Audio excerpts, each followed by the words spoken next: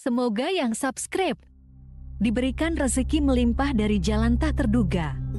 Dan yang like komen, dimudahkan jalannya menuju surga di hari akhir nanti. Siapa yang tak mendengar nama Qorun? Dia adalah seorang sosok kaya raya di zaman Nabi Musa yang namanya melegenda hingga sekarang. Kisahnya diabadikan dalam Al-Quran, bahkan menjadi peribahasa atau ungkapan di masyarakat guna menggambarkan seseorang yang mirip dengan tabiatnya atau menisbatkan harta yang ditemukan terpendam dalam tanah sebagai harta Qorun. Qorun adalah miliarder kaya raya yang hidup sejaman dengan Nabi Musa. Saking kaya rayanya, Qorun setiap kali keluar dari rumahnya, ia didampingi dengan 300 pelayan laki-laki dan 300 pelayan perempuan. Qorun juga dikawal oleh 4.000 pengawal yang diiringi 4.000 binatang ternak ditambah 60 ekor unta yang khusus membawa kunci-kunci gudang penyimpanan harta kekayaannya itu. Itu dilakukan semata-mata sebagai bentuk kesombongan bahwa dialah manusia paling kaya, paling terhormat, dan memiliki pengikut setia. Ia merasa lebih mulia dibandingkan Nabi Musa alaihissalam. Orang-orang tentu saja akan penasaran seberapa banyak harta kekayaan Qorun jika pengawal dan pembawa kunci gudang kekayaannya sebanyak itu. Lalu berapa banyakkah harta yang dimiliki Qorun yang disimpan di dalam gudangnya tersebut? Sebelum saya melanjutkan, dimohon untuk menonton video ini sampai selesai supaya tidak ada kesalahpahaman dalam memahami isi cerita, serta mohon bantu channel ini semakin berkembang dengan cara tekan subscribe dan silakan tinggalkan like serta komen positifnya. Semoga dukungan pemirsa Risalah Kehidupan bernilai pahala dan menjadi wasilah dimudahkannya segala urusan pemirsa sekalian. Pemirsa Risalah Kehidupan, di zaman sekarang banyak orang yang mengistilahkan rezeki yang tak terduga dengan istilah harta Qorun. Lalu dari manakah sumber harta kekayaan Qorun yang sangat luar biasa itu? Serta di manakah Qorun dan hartanya ditenggelamkan? Siapakah Qorun dan bagaimana kisahnya dengan Nabi Musa? Qorun merupakan kaum Nabi Musa alaihissalam. Disebutkan oleh Ibnu Juraij, nama lengkap Qorun adalah Qorun ibnu Yashar, ibnu Qahis, ibnu Lawi, ibnu Yakub. Ia merupakan putra paman atau sepupu Nabi Musa alaihissalam. Pasalnya, Nabi Musa alaihissalam sendiri adalah putra Imran, sedangkan Imran adalah putra Qahis. Dengan kata lain, Qorun masih satu kakek dengan Nabi Musa alaihissalam, yakni kakek Qahis. Ia adalah umat Nabi Musa yang taat. Tidak hanya memiliki banyak harta, Qorun juga termasuk orang yang cerdas dan berilmu. Ia menguasai ilmu duniawi dan ilmu ukhrawi, dan tercatat bahwa Qorun adalah ahli di bidang kimia. Dirinya tercatat sebagai ahli kitab Taurat setelah Nabi Musa. Kepandaian Qorun dalam ilmu agama membuat dirinya sering disebut dengan ilmu nawir, atau orang yang memberi cahaya dan penerangan. Suaranya terkenal merdu dalam membaca kitab Taurat. Selain itu, Qorun juga lihai dalam berbisnis. Ia mengetahui trik investasi yang menguntungkan, serta jalur perdagangan internasional yang strategis di zamannya. Kekayaan Qorun begitu banyak, sebagaimana tercatat dalam surat Al-Qasas ayat 76. Sesungguhnya Qorun termasuk kaum Musa, tetapi dia berlaku aniaya terhadap mereka. Kami menganugerahkan kepadanya perbendaharaan harta yang kunci-kuncinya sungguh berat dipikul oleh sejumlah orang-orang yang kuat. Dalam riwayat Kaisamah disebutkan, kunci gudang kekayaan Qorun dibutuhkan 60 bigol atau sejenis kuda kecil. Ukuran kuncinya sebesar jari, bahannya terbuat dari kulit, dan setiap kunci digunakan untuk satu gudang.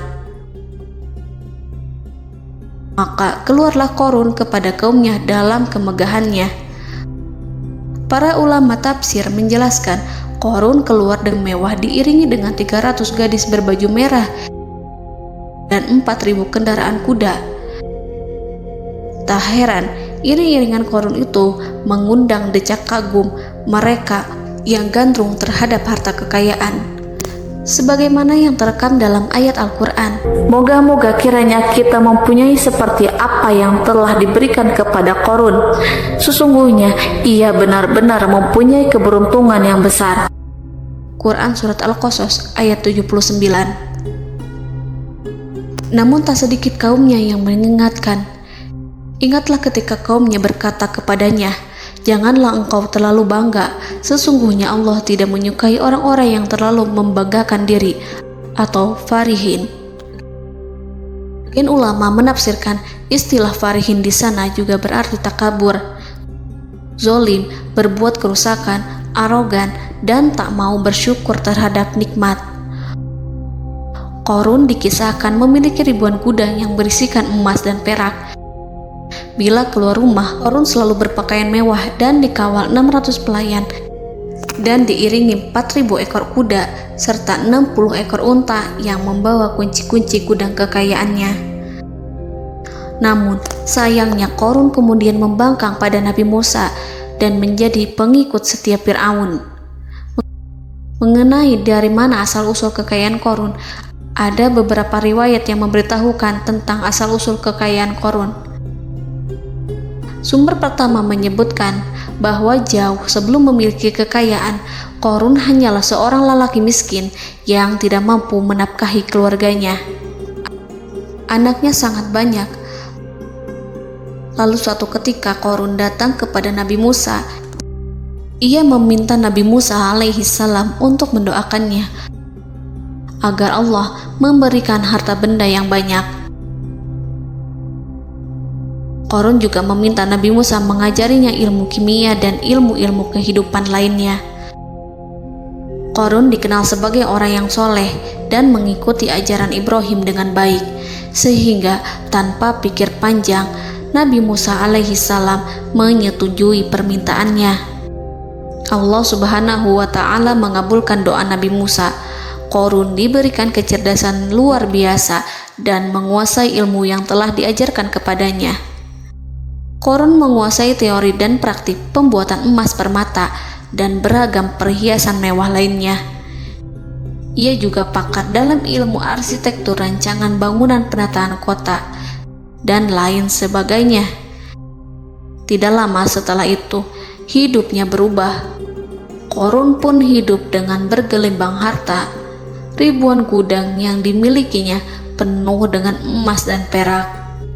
Namun, sayangnya, keberuntungan yang didapatkannya membuatnya gelap mata. Korun mulai hidup dengan penuh pamer, keangkuhan, dan penuh kesombongan. Kekayaan yang diberikan Allah Subhanahu wa Ta'ala membuatnya lupa dengan Sang Maha Pemberi. Korun merasa lebih terhormat dan mulia dibandingkan Nabi Musa. Ia pun akhirnya membelot dan durhaka pada Musa. Ia mengingkari janji-janjinya dulu dan beralih menjadi pengikut Fir'aun yang setia. Loyalitas Korun terhadap Fir'aun membuatnya diangkat menjadi kepala mandor yang membawahi ribuan pekerja. Dikisahkan bahwa Korun bersikap semena-mena terhadap para pekerja. Ia tega memotong upah mereka. Ia melakukan korupsi demi membangun istana dan kemegahannya sendiri, dan untuk membangun gudang-gudang penyimpanan harta yang telah ia kumpulkan jauh-jauh hari. Ketika datang perintah zakat, Nabi Musa alaihi salam pergi menemui Korun dan memerintahnya mengeluarkan zakat sebesar 1 dinar dari setiap 1.000 dinar hartanya, 1 dirham dari setiap 1.000 dirham, 1 kambing dari setiap 1.000 kambing, dan seterusnya. Setelah Korun menghitung seluruh hartanya, ternyata jumlah zakatnya sangat besar. Kekikirannya pun mulai menghalangi hatinya untuk mengeluarkan zakat. Korun enggan membayar zakat ketika Nabi Musa alaihissalam menagih zakat yang diperintahkan oleh Allah untuk ditunaikan olehnya. Ketika Korun dimintai zakat, ia langsung marah dan tidak memberikan sedikit pun kekayaannya. Dia berpikir bahwa harta kekayaan yang dimilikinya didapat dari hasil kerja dan usahanya, dan tidak ada kaitannya dengan siapapun, termasuk Allah Subhanahu wa Ta'ala. Janji Qarun untuk lebih taat beribadah dan membantu sesama jika diberi kekayaan oleh Allah dilupakannya. Dia mempergunakan kekayaannya tersebut dalam kesesatan, kezoliman, dan permusuhan, sehingga membuatnya menjadi sombong dan terlena. Orang-orang beriman pada masa itu sering menasihati Qarun untuk bersyukur atas nikmat yang telah Allah berikan. Tetapi dia tidak mengindahkan nasihat tersebut. Dari sikapnya tersebut sudah jelas bahwa Qarun tidak membutuhkan nasihat kebenaran, bahkan merasa tidak takut dengan ancaman Allah. Sebab Qarun merasa sudah memiliki segalanya. Qarun merasa dirinya hebat dan pintar serta punya banyak pengikut setia, punya banyak pengawal dan merasa aman karena dekat dengan Raja Fir'aun. Qarun berkata, "Sesungguhnya aku mendapatkan harta ini karena ilmu yang ada padaku." Qarun sangat sombong. Ia merasa hartanya didapatkannya sendiri tanpa campur tangan dan kehendak Zat yang Maha Kaya, yakni Allah Subhanahu wa Ta'ala. Apakah Qarun lupa ataukah ia tidak tahu bahwa Allah telah membinasakan orang-orang sombong sebelumnya, yang bahkan lebih kuat darinya, yang lebih kaya darinya, yang lebih banyak pengawalannya, lebih kokoh dan tak terkalahkan dibanding dirinya? Karena terdorong sifat kikir dan angkuh, maka Qarun membuat rencana untuk melakukan tipu daya agar dia terlepas dari kewajiban membayar zakat. Dia ingin menjatuhkan nama baik dan citra baik Nabi Musa. Kemudian dia mengumpulkan tokoh-tokoh konglomerat Bani Israel. Ia berkata kepada mereka, "Wahai saudara-saudaraku, terhadap apa yang diperintahkan Musa untuk membayar zakat, apakah kalian akan mematuhinya?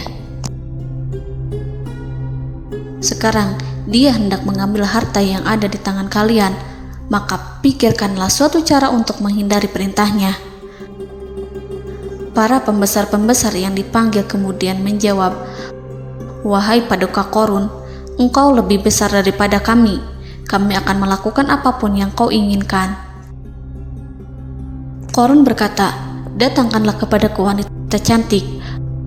Aku akan memberinya hadiah besar jika ia berhasil menggoda dan memfitnah Musa." Ketika wanita cantik yang diinginkannya datang, Qarun memberikan kepadanya uang muka sebagai jaminan. Ia akan membayarkan seluruh yang dijanjikannya ketika berhasil menjalankan misinya. Bukan hanya itu, Qarun pun berjanji akan menjadikan wanita ini sebagai istrinya. Keesokan harinya, Qarun mengumpulkan Bani Israel. Setelah itu, Qarun menghadap kepada Nabi Musa seraya berkata, "Orang-orang menanti kedatangan Anda, sampaikanlah saran dan nasihat kepada mereka." Nabi Musa kemudian keluar dari rumahnya. Ia mulai menyampaikan nasihat pada umatnya. Di antara nasihatnya, beliau berkata, "Barang siapa yang mencuri, aku akan memotong tangannya. Barang siapa yang memfitnah, aku akan mencambuknya sebanyak 70 kali. Barang siapa yang tidak mempunyai istri dan dia berbuat zina, maka aku akan mencambuknya sebanyak 70 kali. Adapun barang siapa yang memiliki istri dan ia berbuat zina, aku akan rajam dia sampai mati." Qarun kemudian berkata, "Apakah ini juga berlaku untuk Anda jika Anda sendiri yang berbuat zina? Apakah Anda akan menerima hukumannya?" Kemudian Nabi Musa menjawab, "Ya, meskipun saya sendiri yang melakukannya." Maka kemudian Qarun memanggil wanita yang telah dibayarnya. Wanita itu berdiri di depan Nabi Musa dan Bani Israel yang telah berkumpul, mengaku sedang hamil karena berhubungan badan dengan Nabi Musa. Maka marahlah Nabi Musa atas fitnah kejam yang diarahkan kepadanya. Kemudian Nabi Musa melakukan sholat 2 rakaat, lalu mendatangi wanita itu dan menyumpahnya agar mengatakan siapa yang menyuruhnya. Wanita itu menjadi ketakutan. Ia bergemetar di depan Nabi Musa dan mengaku bahwa yang menyuruhnya adalah Qarun. Lalu wanita itu bertaubat dan meminta maaf kepada Nabi Musa. Seketika Nabi Musa bersujud seraya berdoa kepada Allah agar menimpakan azab kepada Qarun.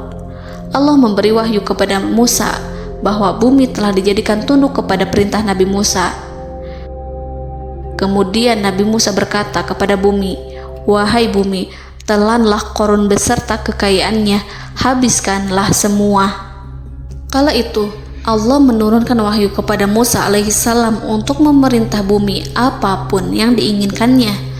Begitu Nabi Musa alaihissalam datang dengan wajah sangat marah, barulah Qarun merajuk, "Wahai Musa, sayangilah aku." Sementara Nabi Musa alaihissalam tak bergeming. Beliau lantas berkata pada bumi, "Wahai bumi, ambillah mereka." Seketika rumah Qarun mulai bergetar. Qarun dan antek-anteknya mulai dibenamkan hingga bagian lututnya. Rumahnya ikut turun sedalam lutut. Qarun kembali merajuk, "Sayangilah aku Musa." Rumahnya kembali berguncang. Kini Qarun dan kawan-kawannya kembali terbenam hingga pusar. Demikian pula rumahnya. Qarun terus merajuk, "Wahai Musa, sayangilah aku." Sementara Nabi Musa alaihissalam kembali meminta bumi, "Wahai bumi, ambillah mereka." Rumah Qarun berguncang lagi, sementara Qarun dan kawan-kawannya terus terbenam hingga bagian tenggorokannya. Demikian pula rumahnya. Qarun lagi-lagi menjerit, "Wahai Musa, sayangilah aku." Namun Nabi Musa alaihissalam tak bergeming. Beliau terus meminta bumi menelannya, hingga akhirnya Qarun dan kawan-kawannya hilang seluruhnya ditelan bumi. Tak lama setelah itu Allah berkata, "Wahai Musa, apa yang membuatmu bersikap demikian? Padahal demi kemuliaanku, andai dia Qarun berdoa kepadaku, niscaya aku akan rahmati.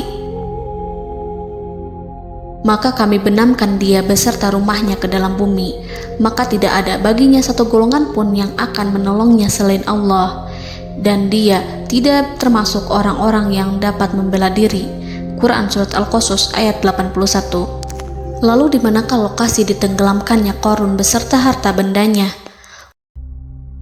Konon berdasarkan kepercayaan beberapa masyarakat setempat, Qarun ditenggelamkan di sekitar sungai atau danau Moris yang terkenal di kota Payom, negara Mesir. Qarun konon mendirikan istana dan di tempat itu pula ia ditenggelamkan. Dahulu, Qarun berkeinginan membangun sebuah istana, namun tidak diizinkan oleh Fir'aun jika istana itu dibangun di samping istana Fir'aun. Terlebih, Qarun juga tidak ingin membangun istana di tengah pemukiman Bani Israel yang terletak di tanah Jasan. Fir'aun pun memberikan tanah di wilayah Fayom. Kemudian di tepi sungai Payom inilah Qarun membangun istananya yang megah, dan di dalamnya ia membangun Al-Khunuj, gudang penyimpanan harta berisi emas dan perak. Salah satu bukti arkeologis yang dapat dijumpai di lokasi tersebut adalah runtuhan bangunan yang diduga sebagai tempat tinggal Qarun yang berjarak sekitar 2 km dari Danau Qarun. Menurut beberapa sumber, bangunan yang masih berdiri kokoh tersebut adalah benteng yang dibangun oleh Qarun. Namun ada juga yang mengatakan bahwa bangunan tersebut adalah tempat tinggalnya. Wallahu a'lam. Semoga kita semua dijadikan orang yang Allah mampukan menjadi orang kaya namun tidak seperti Qarun,